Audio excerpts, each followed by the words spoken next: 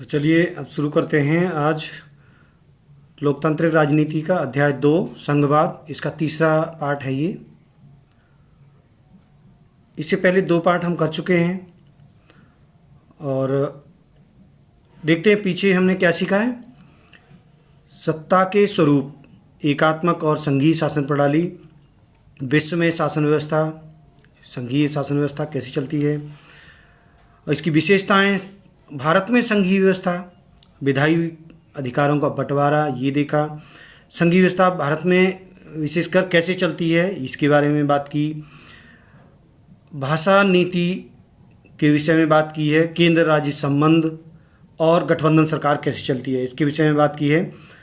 देखते हैं, प्रश्नों के माध्यम से आपको थोड़ा रिवीजन करा लेते हैं कि थोड़ा सोचिए प्रश्न के बारे में। भारत में किस प्रकार की शासन व्यवस्था है? जी हाँ, संघीय शासन व्यवस्था है भारत में। और दूसरा प्रश्न है, भारत की संघीय व्यवस्था के में कितने स्तर हैं? 3। जब हमारा संविधान लागू हुआ था उस समय 2 ही स्तर थे, अब इस समय वर्तमान में 3 स्तर हैं।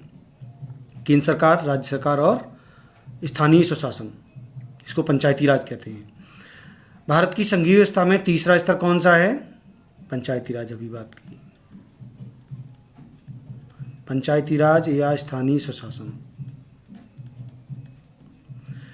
स्थानीय सरकार के विषय में और क्या जानते हैं आप? चलिए इसी के विषय में आज हम बात करेंगे, स्थानीय सरकार के बारे में। आज के जो मुख्य बिंदु होंगे उसमें वही होंगे, भारत में सत्ता का विकेंद्रीकरण, पंचायती राज व्यवस्था, ग्रामीण और शहरी निकाय, दोनों को आज हम समझने की कोशिश करेंगे। तो चलिए सबसे पहले हम बात करते हैं भारत में सत्ता का विकेंद्रीकरण कैसे है और क्यों इसकी आवश्यकता पड़ी। देखिए, जब पहले भी हम बात कर चुके हैं, जब हमारा संविधान लागू हुआ था उस समय 2 ही स्तर थे। हालांकि गांधी जी के मन में पहले से ही था कि पंचायती राज व्यवस्था हमारे देश में लागू होनी चाहिए, लेकिन उस समय किसी कारण से नहीं हो पाई और इस कारण भारतीय संविधान में 2 ही स्तर की सरकारों का प्रावधान किया गया, केंद्र सरकार और राज्य सरकार। बाद में जब इसकी कई मांगें उठी, कई समितियां बनी, जिन समितियों के आधार पर हमारी पंचायती राज व्यवस्था लागू की गई। तो इसकी ज़रूरत क्या थी ये देख लेते हैं 1-2 लाइन में। देखिए, भारत की सबसे महत्वपूर्ण जो ज़रूरत थी वो थी विशालता। भारत की विशालता, जनसंख्या की दृष्टि से देखें तो जो हमारा एक प्रदेश उत्तर प्रदेश है वो दुनिया के जो क्षेत्रफल में सबसे बड़ा देश है रूस, उसकी जनसंख्या से भी बड़ा है। जनसंख्या की दृष्टि से रूस से बड़ा है। महाराष्ट्र जर्मनी के लगभग बराबर है। तो ये इतनी विशालता को देखते हुए पंचायती राज व्यवस्था की ज़रूरत महसूस की गई और इस कारण हमारे देश की जनसंख्या जो व्यवस्था थी वो संघीय सत्ता की साझेदारी में केंद्र और राज्यों के अलावा तीसरे स्तर की ज़रूरत भी महसूस की गई इसी कारण से। तो अब ये क्या है व्यवस्था, उसके बारे में अंदर जानते हैं। देखिए, पंचायती राज जैसे हमने बात की, जब हमारा संविधान लागू हुआ था उस समय केवल 2 ही स्तर की सरकारें थीं, केंद्र और राज्य। 1992 में 93 में ये लागू हुई। 92 में 73 जो 73वां संविधान संशोधन अधिनियम है, ये 1992 में संसद में लाया गया था, जिसको 73 और 74वां दोनों ये संसद में पास हो गए थे दिसंबर 1992 में, 1992। और ये लागू हुए यानी प्रेसिडेंट के साइन हुए जाके 1993 में। इसीलिए इसको कंफ्यूज मत होइए, 73, 74 ये 92 में लास्ट में दिसंबर के महीने में ये पास हो गए थे विधेयक और 93 में ये कानून बन गए, अधिनियम बन गया और ये लागू हो गए। तो इसीलिए इसको 93, 92 कहीं कहीं आता है। 1993 में पंचायती राज अधिनियम 73 संविधान संशोधन अधिनियम 1992 ग्रामीण क्षेत्रों के लिए याद रखिए 73 है और शहरी के लिए 74 है।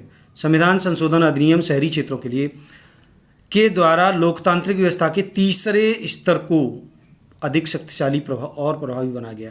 अधिक शक्तिशाली यानी ये व्यवस्था तो थी लेकिन शक्तिशाली नहीं थी। तो शक्तिशाली कैसे बनी इसके बारे में देखिए अगली पॉइंट में।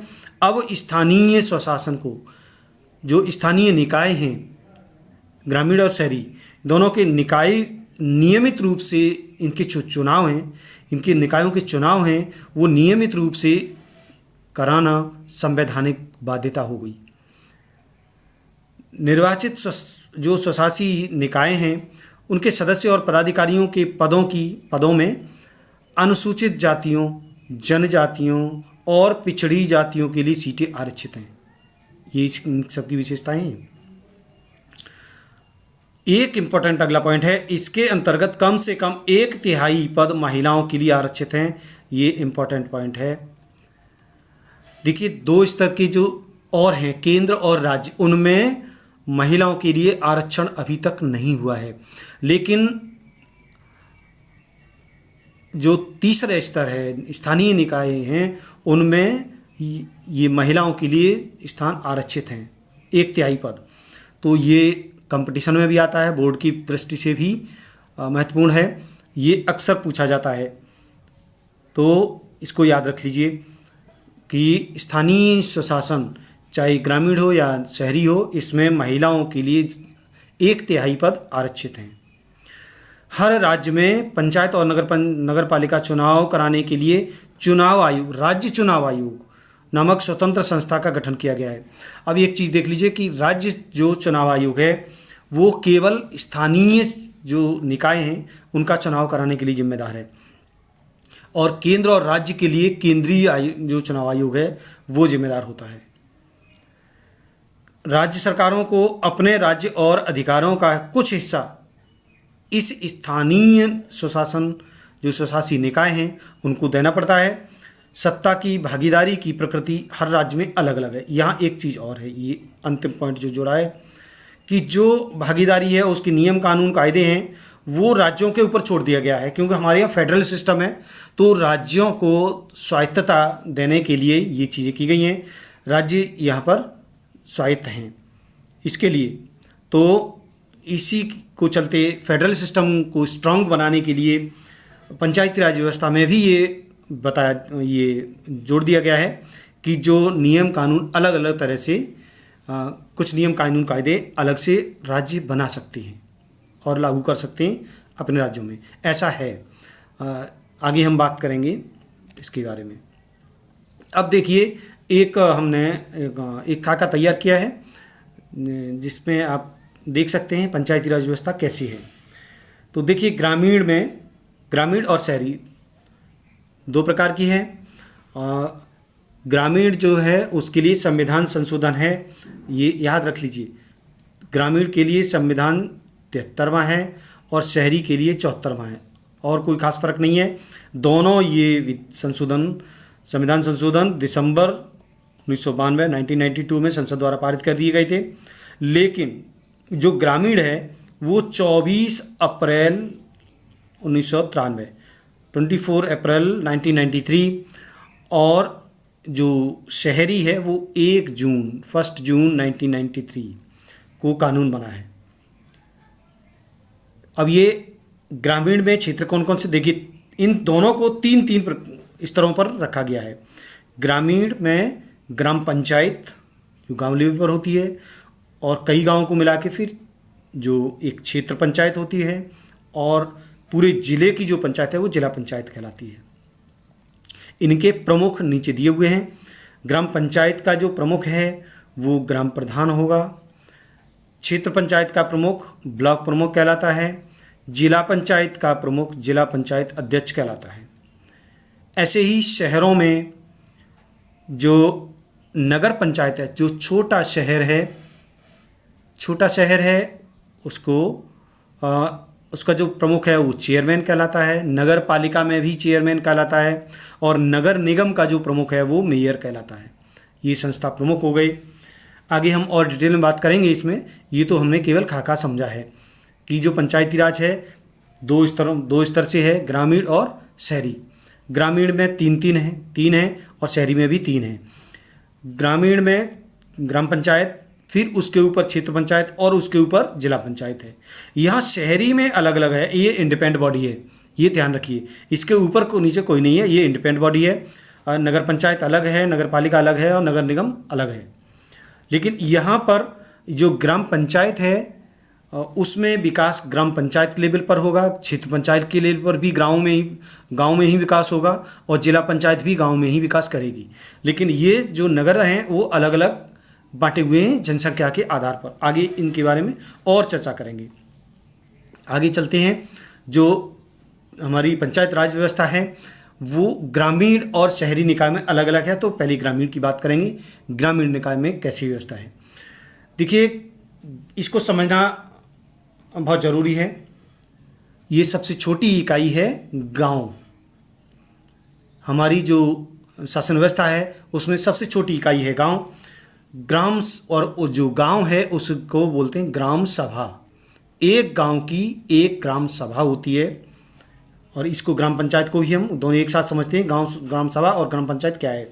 प्रत्येक गांव की एक ग्राम सभा होती है।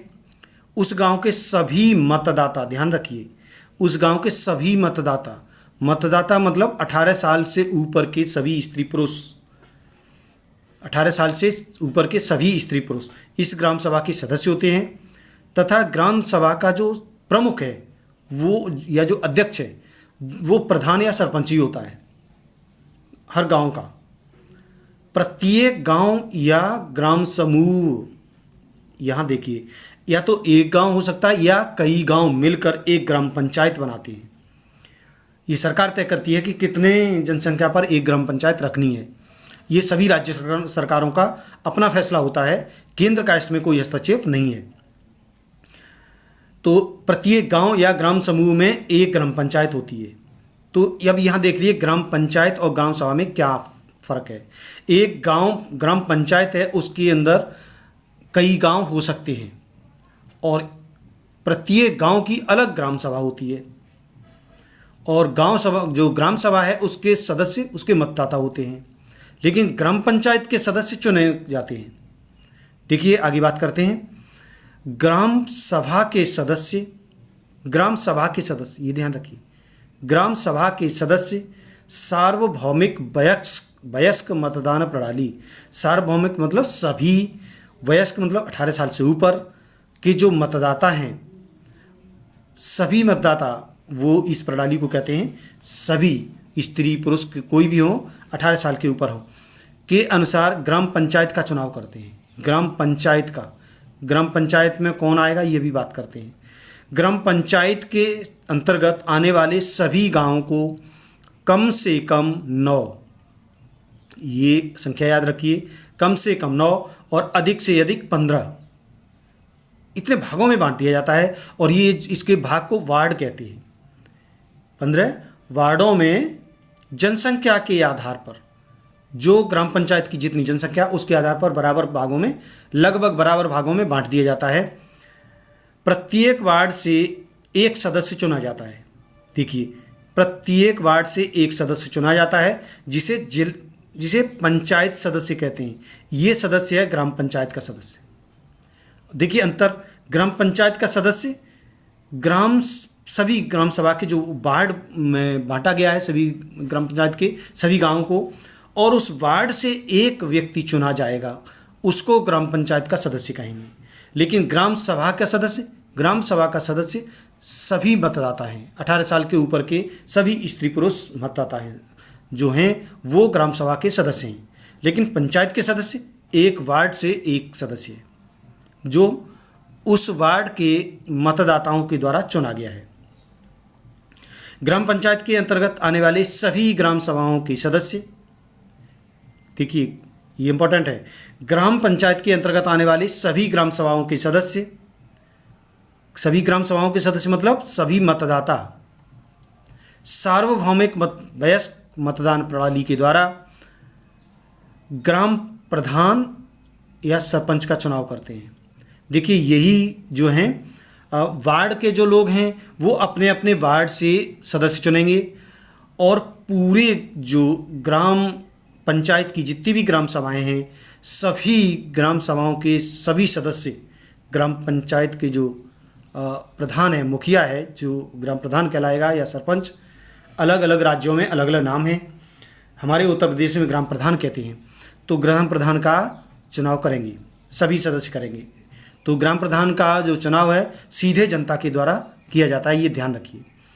ग्राम सभा और ग्राम पंचायत दोनों का अध्यक्ष या जो मुखिया है वो ग्राम प्रधान ही होता है, ये ध्यान रखिए। ग्राम सभा का भी अध्यक्ष मुखिया जो है वो ग्राम प्रधान होता है और ग्राम पंचायत का भी जो अध्यक्ष है वो ग्राम प्रधान ही होता है। ग्राम पंचायत के प्रतिनिधि कौन कौन हो गए? अब इसमें सदस्य हो गए जो वार्ड मेंबर कहलाते हैं, या वार्ड पंचायत जो वार्ड की जो पंचायत है उसके सदस्य कहलाते हैं, पंचायत सदस्य कहलाते हैं, और प्रधान यानी 2 प्रतिनिधि हो गए। इनका कार्यकाल 5 वर्ष का होता है, अधिकतम 5 वर्ष का होता है। केंद्र या राज्य सरकार द्वारा दिया गया जो अंशदान है या अनुदान है वही इसकी आय का स्रोत है। अब ये देखिए, ये स्ट्रॉन्ग बनाने वाली जो पॉइंट है वो इसमें सबसे ये है, एक तो इनका जो चुनाव कराना और दूसरा अंशदान। इनको फाइनेंशियल जो पावर एम्पावर किया गया है, इनको फाइनेंशियली एम्पावर किया गया है, वो इनकी ताकत है, वो इनको ताकतवर बनाया गया है इस प्रकार से। एक तो चुनाव समय से कराना, समयबद्ध तरीके से चुनाव कराना, और इनको फाइनेंशियल एम्पावरमेंट करना, वो इनकी ताकत बना है। तो इनके स्रोत क्या है? केंद्र या राज्य सरकार द्वारा दिया गया अनुदान या अंशदान, अलग से इनके लिए फंड दिया जाता है और उस फंड को ग्राम पंचायतें या जो लोकल स्थायी जो स्वशासी निकाय हैं वो खर्च करते हैं। ग्राम पंचायत का बजट पास करने और इसके कार्यों की देखरेख करने के लिए ग्राम सभा की साल में 2 या 3 बार बैठक होती है। यहाँ ध्यान रखिए, ग्राम सभा को स्पेशल पावर दी गई है इसके बजट को पास करना। ग्राम सभा इस बजट को पास करती है, जो ग्राम पंचायत का जो बजट आता है। तो ये रही हमारी ग्राम पंचायत और ग्राम सभा। आगे देखते हैं इस क्षेत्र पंचायत। ब्लॉक लेवल पर एक जो समिति है जिसका चुनाव होता है, देखिए उसके बारे में देखेंगे। कई ग्राम पंचायतों को मिलाकर एक पंचायत समिति का गठन किया जाता है, गठन होता है, जिसे अलग अलग, जैसे हमने कहा, अलग अलग राज्यों में अलग अलग नाम से जाना जाता है इसको। कहीं क्षेत्र, हमारे यहाँ जो है क्षेत्र पंचायत कहलाती है उत्तर प्रदेश में, कहीं मंडल या प्रखंड स्तरीय अलग अलग नामों से जाना जाता है। तो हमारे उत्तर प्रदेश में क्षेत्र पंचायत कहते हैं इसको। और इस पंचायत के जो समिति है, प्रत्येक ग्राम पंचायत से एक सदस्य का चुनाव किया जाता है और ये जो सदस्य हैं, ये सदस्य मिलकर क्षेत्र पंचायत जो प्रमुख है, इसको ब्लॉक प्रमुख कहते हैं, इसका चुनाव करते हैं। तो यहाँ अंतर देखा, जो क्षेत्र पंचायत का जो प्रमुख है यानी ब्लॉक प्रमुख है, उसका चुनाव जो सदस्य चुनकर आए हैं वो करेंगे। और ग्राम पंचायत में हमने देखा, उसका अंतर समझ लीजिए, उसमें ग्राम पंचायत का जो प्रमुख है, प्रधान, उसका जनता के द्वारा सीधा चुनाव हुआ है और यहाँ पर ये लोग जो चुनकर आए हैं वो करेंगे। और इसी प्रकार से जिस तरह से क्षेत्र पंचायत में चुनाव हुआ है, इसी प्रकार से जिला पंचायत में होगा। जिला पंचायत के जो पंचायत समितियों को मिलाकर जिला पंचायत परिषद का गठन किया जाता है और इसके अधिकांश सदस्यों का चुनाव सीधे जनता के द्वारा होता है। सदस्यों का चुनाव, ध्यान रखिए, इसके सदस्यों का चुनाव, जिसको इनके सदस्यों को, इसके जो सदस्य होते हैं जिला पंचायत के सदस्य, जिला पंचायत सदस्य कहते हैं। जिला पंचायत सदस्य कहते हैं। इनका चुनाव सीधे जनता के द्वारा होता है। इसमें उस जिले के चुने गए लोकसभा, ये ध्यान रखिए, ये जो जिला पंचायत है उसमें ये जो जिला पंचायत सदस्य हैं जो चुने गए हैं वो सदस्य तो होते ही हैं, इसके अलावा वो उस क्षेत्र के, उस जिले में जितने लोकसभा के सदस्य हैं वो भी इस समिति के, जिला पंचायत के सदस्य होते हैं। और उसके विधायक, विधायक भी, तथा जिला स्तर की कुछ संस्थाएं होती हैं उनके अधिकारी भी इसके सदस्य होते हैं। तो ये इम्पोर्टेंट चीज़ है इसके लिए, इसको समझने के लिए कि जो जिला पंचायत है वो एक तो सीधे जनता के द्वारा चुने हुए सदस्य हैं, वो उसके अंतर्गत आने वाले लोकसभा और विधानसभा के सदस्य, तथा कुछ स्तर जिले स्तर की कुछ संस्थाएं होती हैं उनके कुछ अधिकारी भी इसके सदस्य होते हैं। तो ये सब मिलकर चुने हुए सदस्य, यह ध्यान रखिए, चुने हुए सदस्य जिला पंचायत परिषद के प्रमुख का या अध्यक्ष का चुनाव करते हैं। यहाँ पर एक चीज़ और है कि जो चुने हुए सदस्य हैं वो एक तो जिला पंचायत सदस्य हैं और लोकसभा के सांसद और विधायक ये भी चुने हुए सदस्य होते हैं अपने अपने क्षेत्र के। इनका क्षेत्र बड़ा होता है, जिला पंचायत सदस्य का क्षेत्र छोटा होता है। तो ये भी चुने हुए सदस्य हैं। तो ये चुने हुए सदस्यों में कौन कौन आएंगे? जिला पंचायत सदस्य, लोकसभा सांसद और विधायक, ये लोग मिलकर जिला पंचायत अध्यक्ष का चुनाव करते हैं।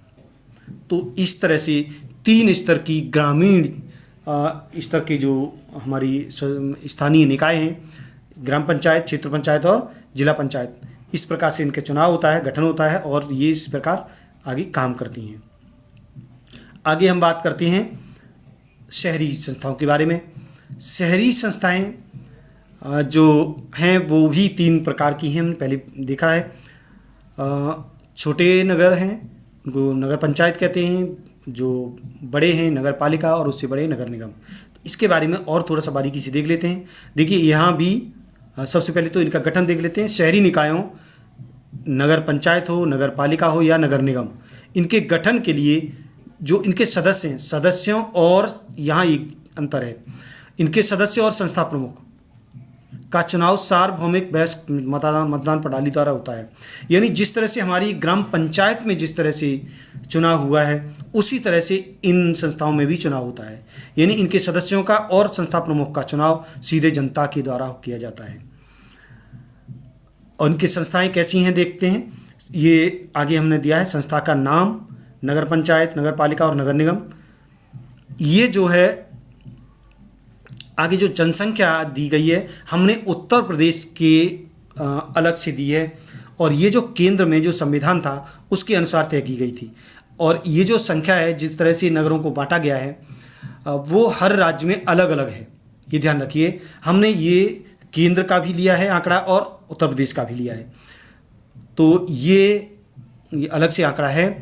74वें जो संविधान संशोधन है, जो संविधान अधिनियम है, शहरी के लिए है, ध्यान रखिए, और ग्रामीण के लिए 73वां है। तो 74वें संविधान अधिनियम 1992 के अनुसार जनसंख्या कितनी होगी किस स्तर की। और उत्तर प्रदेश नगर पंचायत अधिनियम है 1994, उसके अनुसार कितनी है ये देखेंगे। संस्था के सदस्य उनको क्या क्या कहते हैं और संस्था प्रमुख को क्या कहते हैं। तो देखिए नगर पंचायत में जो 74वां संविधान अधिनियम है उसके अनुसार ये जो 10,000 से 20,000 तक, 10,000 से 20,000 तक नगर पंचायत कहलाएगा। और उत्तर प्रदेश का जो अधिनियम है उसमें 10,000 से लेके 1 लाख तक का है। चूँकि जनसंख्या का जो घनत्व है यहाँ ज़्यादा है इसलिए ये किया गया है। जो अलग अलग राज्य हैं जहाँ जनसंख्या कम है वहाँ पर ये आंकड़ा छोटा है, तो वहाँ जनसंख्या कम रखी गई है। तो 10,000 से लेके 1 लाख तक जो है वो नगर पंचायत कहलाएगी। और इसके जो सदस्य हैं पंचायत सदस्य होंगे और इसकी जो संस्था प्रमुख हैं वो चेयरमैन होंगे। नगर पालिका के लिए जो केंद्र का कानून था 74वां, उसमें 20,000 से लेके 3 लाख तक किया गया था। लेकिन हमारे जो उत्तर प्रदेश का जो अधिनियम है उसमें 1 लाख से लेके 5 लाख तक की का प्रावधान किया गया है। 1 लाख से लेके 5 लाख तक की जो आबादी है, जनसंख्या है, उस वहाँ नगर पालिका होगी। नगर पालिका परिषद भी कहते हैं। नगर पालिका परिषद होगी, उसके जो सदस्य है उसको सभासद कहलाता है और ये संस्था प्रमुख है वो चेयरमैन ही कहलाता है। नगर निगम है सबसे बड़ा शहर है। इसमें जो 74वां संविधान संशोधन है जो अधिनियम है उसमें 3 लाख से ऊपर के लिए नगर निगम कहलाएगा। लेकिन हमारे उत्तर प्रदेश में 5 लाख से लेकर 10 लाख तक, इसको 2 भागों में बांट दिया गया है। जो 5 लाख से 10 लाख तक के जो क्षेत्र है वो बृहत्तर शहरी क्षेत्र कहलाता है कहेंगे नगर निगम ही। बृहत्तर शहरी क्षेत्र है और 10 लाख से ऊपर है उसको महानगरीय क्षेत्र कहते हैं, महानगर भी कहते हैं उसको। तो बृहत्तर शहरी क्षेत्र उसमें भी नगर निगम होता है, लेकिन जो 10 लाख से ऊपर है उसको महानगर कहते हैं। इसके जो सदस्य हैं उसको पार्षद कहते हैं और इसके जो संस्था प्रमुख है उसको मेयर कहा जाता है। तो ये रही हमारी इनके बारे में आज हमने देखा, स्थानीय निकाय। और जल्दी ही मिलते हैं हम अगले चैप्टर के साथ, और ये चैप्टर हमारा संघवाद यहीं ख़त्म होता है। इसके लिए इसके जो विषय में आगे फिर और ज़रूरत पड़ेगी आप लोगों को, अगर और बारीकी से सीखना है तो हम और इसको आगे चल के अलग से वीडियो बनाएंगे, इनके काम क्या हैं वगैरह वगैरह। तो आशा है कि आपको समझ में आ गया होगा, अच्छा लगा होगा इसको, और कमेंट बॉक्स में लिख दीजिए कुछ समझ में नहीं आया तो। अच्छा लगा शेयर लाइक करिए और दूसरे अपने मित्रों में शेयर करिए। आगे जल्दी ही मिलते हैं अगले वीडियो के साथ। धन्यवाद।